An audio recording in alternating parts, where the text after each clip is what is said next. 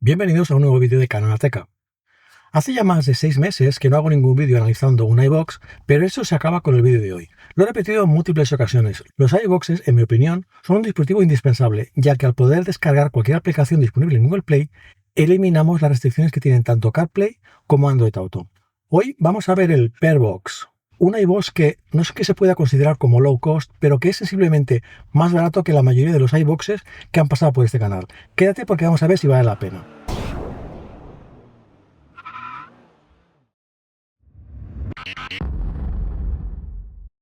En la caja encontraremos el dispositivo, que como podéis ver se alimenta a través de un puerto USB-C.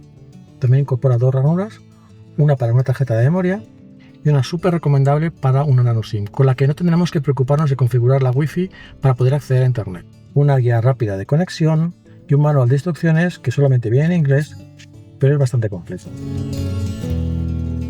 Y por último los cables de alimentación, que se nota que son de calidad, como podéis ver aquí, que son doble USB-C o USB-C y USB-A en función del coche que tengáis.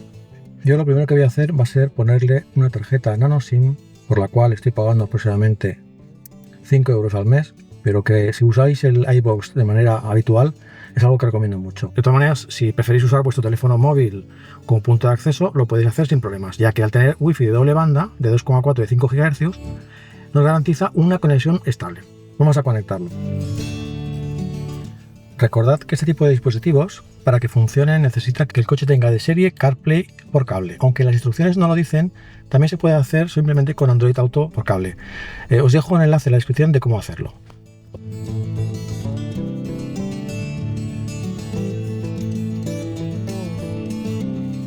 Como veis, es un sistema Android, en este caso Android 12.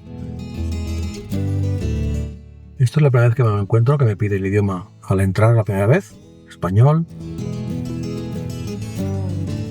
la región, España, formato de 12 horas, velocidad kilómetros por hora y temperatura en grados Celsius. Esto está bien, nunca me lo he encontrado y me gusta porque me ahorró el paso de configurarlo. Entonces tenemos aquí una barra de menú donde manteniendo pulsado volvemos a la pantalla del coche, las últimas aplicaciones abiertas, el asistente de voz.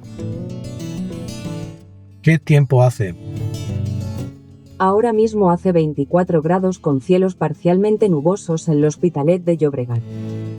El botón de tirar atrás, si lo mantenemos pulsado, nos muestra las aplicaciones que tenemos abiertas y podemos cerrarlas. Este botón para ver todas las aplicaciones. Y si mantenemos pulsado, podemos abrir otra aplicación. Y tenemos la pantalla dividida, que podemos hacer más grande o más pequeño según nos convenga.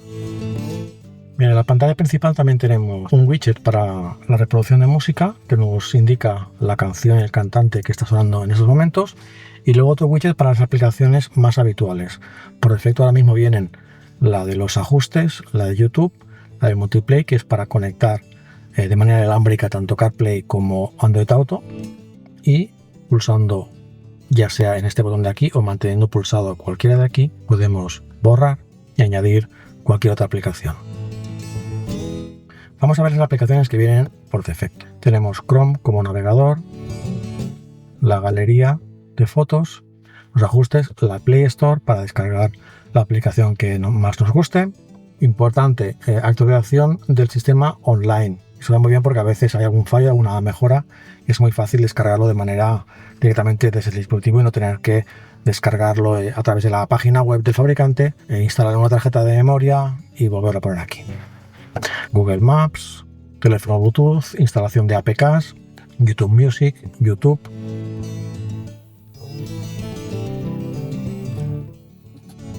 Yo voy a empezar por aquí, porque creo que esta parte debe estar a la parte de adentro, entonces empezaremos.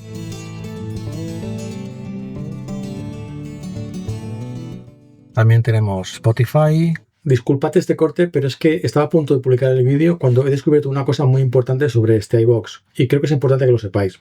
Recordáis que hace poco acabo de comentar que yo en mis iVooxes habitualmente uso una tarjeta de datos, una SIM de datos, para acceder a Internet. Pues he descubierto que este iVoox incorpora su propia SIM virtual de prepago. Hasta donde yo sé, el coste es aproximadamente de 1 euro por cada giga de datos, aunque creo que tienen planes de datos. En función del uso que vayáis a dar a la iVoox, pues os puede interesar considerar esta opción, o bien simplemente buscar la opción de un SIM de datos virtual o físico de vuestro operador actual. Explorador de archivos, el asistente de voz, buscador de Google, emparejamiento de teléfonos para funcionamiento de CarPlay o Android Auto inalámbricos, Exit, que es para volver otra vez al coche, aplicación de tiempo, Prime Video.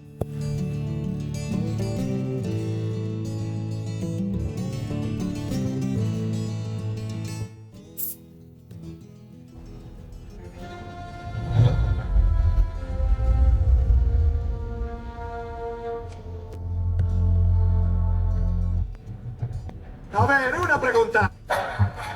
Venga, pues es I-17, la Tencent Wen. Y también tenemos Disney Plus o Disney Plus, llamadle como queráis, y Netflix. La aplicación de Disney avisa de que hay una actualización disponible, pero no me deja actualizar a través de Google Play.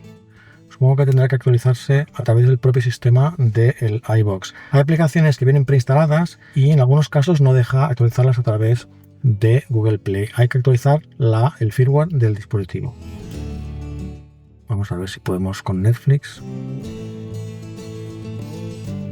Aquí también nos avisa de que hay una versión nueva. A ver si nos deja. En este caso sí que nos deja.